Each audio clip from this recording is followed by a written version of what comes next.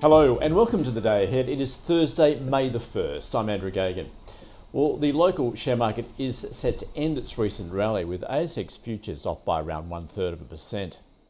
Global markets were mostly higher overnight, but it was a volatile session on Wall Street, with the Dow and S&P 500 closing higher after a late rally. Raising declines after data showed the US economy contracted in the first quarter for the first time in 3 years.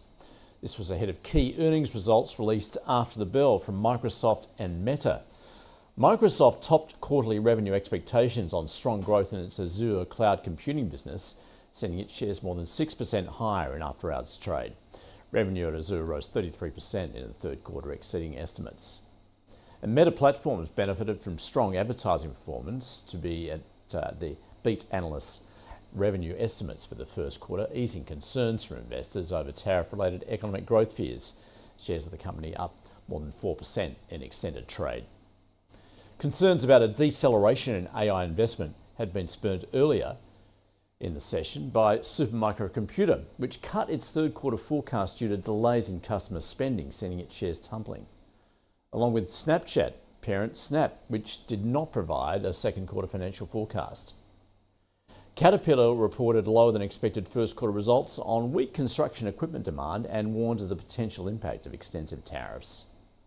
While snack food company Mondelez rose after its quarterly results topped expectations.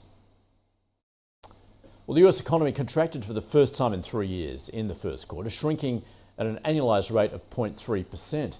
The economy was overwhelmed by a flood of imports as businesses raced to avoid higher costs from tariffs. Growth was also weighed down by a decline in federal government spending as the Trump administration embarked on aggressive funding and job cuts. And the personal consumption expenditures price index rose 3.6% compared with a 2.4% rise in the fourth quarter of last year. And a separate report showed wages and salaries climbed 0.8% in the first quarter after rising 1% in the December quarter. And on the geopolitical front, Ukraine and the US have reportedly signed a long-awaited minerals deal that aims to further cooperation between the two countries. The deal will provide the US privileged access to new investment projects to develop Ukraine's natural resources, including aluminium, graphite, oil and natural gas, according to Bloomberg. Well, the 10-year US Treasury yield rose to 4.18% in choppy trading, and the 2-year fell back to 3.62% to be some 29 basis points lower across the month, the largest monthly drop since August. And the US dollar firmed against most major currencies, with the GDP figure better than some forecasts, with Goldman Sachs predicting a 0.8% contraction. JP Morgan had forecast growth to contract by 1.75%. And the Aussie dollar has risen to 64.1 US cents, and Bitcoin is trading around $94,500 US dollars. Well, oil prices have fallen further to record the largest monthly drop in around 3.5 years after Saudi Arabia signalled it would produce more and expand its market share.